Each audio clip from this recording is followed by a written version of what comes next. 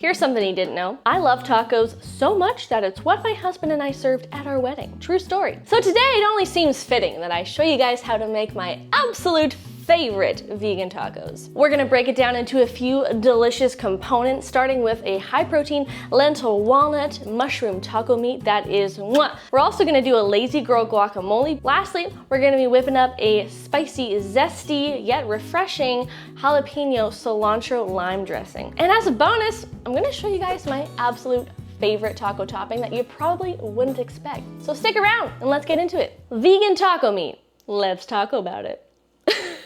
Sorry. I like to sometimes make a more whole food alternative to Beyond Meat and stuff with mushrooms, lentils, and walnuts. Yeah, guys, jacked with protein. You'll get 28 grams of protein per serving with this recipe, and it's so easy to make. We're gonna start with a base of black lentils. We've got some walnuts, and of course, we're gonna use some of these here bad boys, some cremini mushrooms, plus a few other fine accoutrements. So we need some aromatics for this taco meat. So I've got an onion and some garlic. We're just gonna give that all a good fine mince. And then we're also gonna finely chop up our mushrooms. We kind of want it to resemble meat. So no slices, we want chunks, we want the crumbles. And then when it comes to our walnuts, we also wanna give those a rough chop. So again, they're kind of in a meaty-ish texture. Also, another fun little thing you can add to your taco meat crumbles is some corn. If you happen to have some on hand, which I just realized I did right now, you just cut off the corn into little kernels, throw it into your meat crumbles while they cook, and it adds delicious, sweet, crunchy texture. That is perfect for tacos, okay? And now over at the stove, I've just got a big old pan heating up with a little bit of water in it because I'm just gonna water saute today, but you can always add a tablespoon of oil. We're just gonna saute our onion and garlic until fragrant and, you know, translucent. About 2 to 3 minutes. Yummy. Now we can go in and add our chopped mushrooms and our corn. Then we're just going to let the mushrooms cook down for about 5 minutes or so over medium-high heat until they've reduced by about 50%. We are 3 minutes in the future. It actually took a little bit less time than I anticipated for the mushrooms to reduce. You see what I mean? They're all nice and soft and have shrunk in size. It's what we want. So now we're gonna add in a whole bunch of other fun things. We've got some good spices here. We've got garlic and onion powder, chili powder, smoked paprika, cumin, and oregano. Add it in, baby. We're gonna add some of this stuff, which is nutritional yeast, a 1/4 cup. There is a lot of protein in nutritional yeast, and I practically add it to everything. Same with hemp hearts. We're gonna add a 1/4 cup. And then for a little bit of richness, we're gonna add in a couple tablespoons of tomato paste, plus a couple tablespoons of some soy sauce for saltiness and umami and extra good flavor. Give it a little mixy-mixy, as we do around here. It's already starting to smell like tacos in here, people. Okay, once everything is totally mixed together, just let her cook away for a couple minutes. Also, don't be a dingle like me and forget to add the walnuts. Proceed. And then last but certainly not least, we're gonna add in some of these here black lentils that I have drained and rinsed. You don't have to use black lentils, you can use really any kind of lentil. I just wouldn't use split red lentils because they kind of just turn into mush. But like green or brown lentils are fine. We're gonna pop in a little bay leaf just for fun, plus 2 cups of veggie broth. So the liquid here is what's gonna actually help the lentils cook. We're just gonna cover with a lid and let her live her best life for about 20 to 25 minutes, which gives me plenty of time to show you how to make my lazy girl guacamole. Oh yes, it is lazy, but it is delicious. Now the key to lazy girl guacamole is in fact using frozen avocados. I know that sounds wild, but the reason why they're all shiny and wet looking is because they've actually been thawing on my counter for the last hour. And once they've thawed out, they're practically already guacamole. They're like kind of mushy and have lost their firm texture. And so you can cut them open and practically squeeze them right out of their skins, and you barely even have to mash them at all. And then once the avocado has been squeezed into a bowl, I like to add about the juice of half to 1 small lime, plus a few dashes of both onion and garlic powder, a little pinch of salt, and if you're feeling a little bit spicy, some red chili flakes. And then just give it all a really good mash until it's, well, guacamole. And that's it. That's literally my lazy girl guacamole.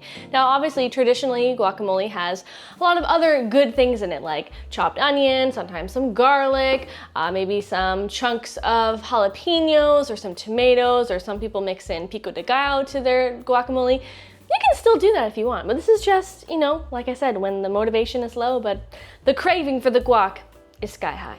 And it's delicious. Tortilla chip taste test.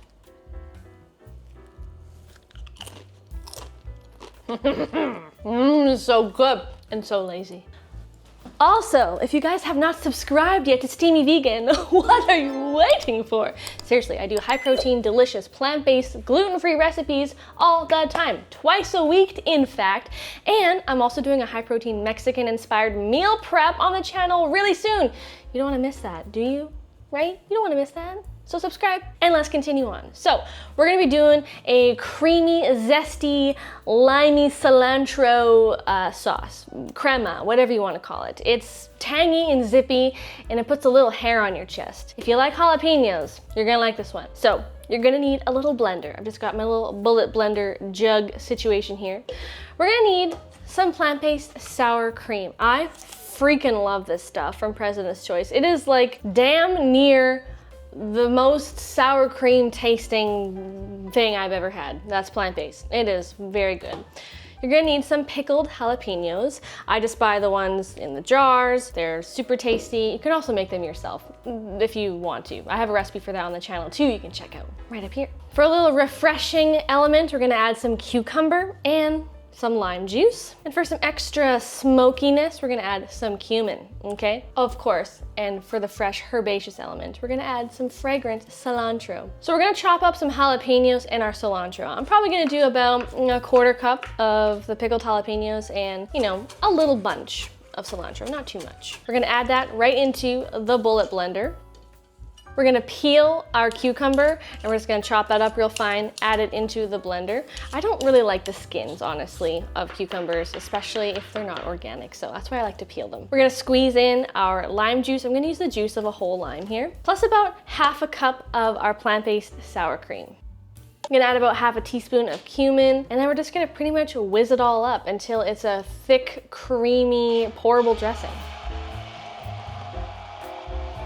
Isn't that just gorgeous? Just gorgeous. Obligatory taste test of the it's got a bit of a kick, and that's why I like it. You can taste literally everything. The cucumber, the cilantro, the lime, the jalapeno, everything shines. And what do you know, while we were having fun making all sorts of good things, our lentil taco meat is pretty much done. Basically, for the last 5 minutes, I have kept this cooking uncovered just to help some of the moisture evaporate. And as you can see, there's not a lot left in the pan. I'm gonna let it keep going for like just a couple more minutes until it's a little bit drier. But come on. Come on. You see this, right?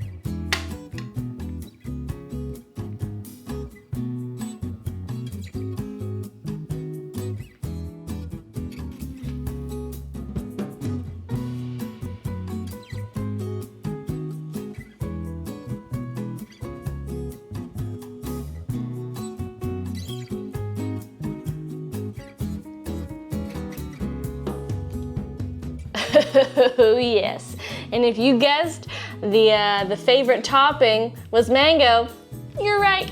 Mango is one of my absolute favorite toppings for really anything Mexican, but especially tacos. Like if it's got mango or mango salsa, oh my gosh, next level. Observe. That is a freaking amazing taco. The guac, the sauce, it's spicy, it's messy, it's drippy, it's saucy and meaty and cheesy. It's literally everything a taco should be. Don't miss my high protein Mexican inspired meal prep. Subscribe below. Watch some of my other meal preps right here, like my Lebanese or my Greek one. They're amazing. I love you guys so much. Thanks for watching, and I'll see you in the next one. Bye.